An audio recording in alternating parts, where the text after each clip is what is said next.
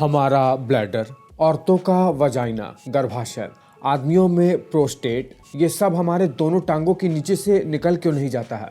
ऐसा क्यों है कि ये सब एक ही जगह पेल्विक कैविटी में स्थिर बने रहते हैं और कभी नीचे नहीं गिरते हैं? एक वीडियो में मैंने आपको बताया था कि हमारे गुप्तांगों को और उसके अंदर सभी मटेरियल को एक जगह स्थिर रखने के लिए हमारे दोनों टांगों के बीच में एक फर्श बना हुआ है, एक सरफेस जो सबको अपने अंदर टिकाए रहता है, जिसे पेल्विक फ्लोर कहते हैं। देखिए, जब हमें बहुत जोर से यूरिन पास करना होता है या जब हमें पॉटी करना होता है तो दरअसल इसी पेल्विक मसल को टाइट करके ही हम ऐसा कर पाते हैं। लेकिन जरा सोचिए, अगर किसी तरीके से इस पेल्विक फ्लोर मसल में किसी भी प्रकार की कमी आ जाए, कोई बीमारी हो जाए, तो व्यक्ति के साथ क्या होगा?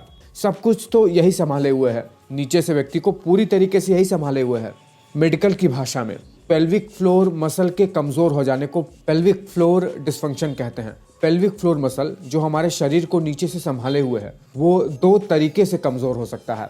जब पेल्विक फ्लोर मसल बहुत ज्यादा कॉन्ट्रैक्ट होकर बहुत टाइट हो जाए, जिसे हाइपरटोनिक पेल्विक फ्लोर डिस्फंक्शन कहते हैं, या फिर जब ये मसल बहुत ज्यादा कमजोर होकर ढीला हो जाए, जिसे हाइपोटोनिक पेल्विक फ्लोर डिस्फंक्शन कहते हैं। ये किन कारणों से होता है ढंग से किसी को पता नहीं है, पर कुछ चीजें हैं जो पता लगाई जा चुकी हैं जिसके वजह से पेल्विक फ्लोर डिस्फंक्शन किसी व्यक्ति को होता है।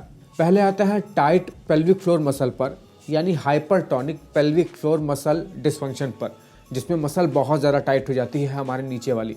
अगर आपको बहुत ज़्यादा स्ट्रेस रहता है, टेंशन रहता है, या फिर अगर किसी भी प्रकार का कोई नर्व डैमेज हो जाए जो इनर्वेशन करती है पेल्विक फ्लोर मसल को, तो ये मसल टाइट हो जाती है। इसकी वजह से वजाइना टाइट हो जाती है, जिसे वैजिनिस्मस कहते हैं, जिसमें व्यक्ति को डर लगता है पेनिट्रेशन के समय।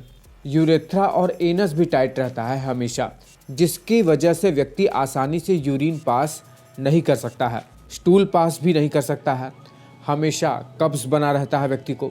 अब देखो, मर्दों में भी यूरेथ्रा को ये बहुत ज़्यादा टाइट कर देता है। पेल्विक कैविटी में जितने भी अंग हैं उनमें दर्द होता है। इसमें यूरिन पास करने में हेजिटेट करना, slow flow of urine, pain in urination, ये सब इसके लक्षण हैं।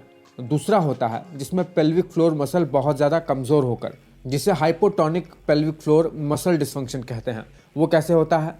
औरतों को जब डिलीवरी हो जाती है तब उनका पेल्विक फ्लोर मसल बहुत ज़्यादा कमज़ोर हो जाता है। अगर लगातार कॉन्स्टिपेशन बना हुआ है, बहुत ज़्यादा मोटापा हो गया है, उम्र बहुत ज़्यादा हो गया है, प्रोस्टेट की अगर कोई बीमारी है, या फिर बहुत ही गंदे तरीके की लाइफस्टाइल जीना जिसमें दिन भर बैठे रहना, पेल्विक फ्लोर मसल पर वजन पड़ना, अनायास बहुत ज़्यादा कूदना, ये सब मसल को कमज़ोर कर देती हैं, इस पेल्विक फ्लोर मसल को। अब अगर किसी व्यक्ति का पेल्विक फ्लोर मसल ही कमज़ोर हो गया है तो इस कैविटी में मौजूद जितने भी पेल्विक ऑर्गन हैं वो प्रोलैप्स होकर नीचे की ओर गिरने लगते हैं। वजाइना से गर्भाशय बाहर आने लगता है, एनस से रेक्टम बाहर आने लगता है, यूरिन रोका नहीं जाता है, पॉटी भी नहीं रोकी जाती है, सेक्सुअल डिस्फंक्शन हो जाता है, मेंस में इरेक्शन आता ही नहीं है। ये सब इसके सिम्टम्स हैं। पेल्विक फ्लोर से जुड़ी हुई एक्सरसाइज करके, जैसे कीगल एक्सरसाइज होती है, वो करके इसे ट्रीट किया जा सकता है या इसको मैनेज किया जा सकता है।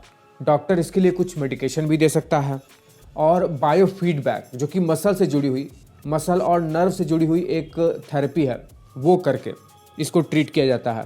फिलहाल उम्मीद कर रहा हूँ कि कम से कम शब्दों में मैं ये बात समझा पाने में सक्षम हो पाया हूँ।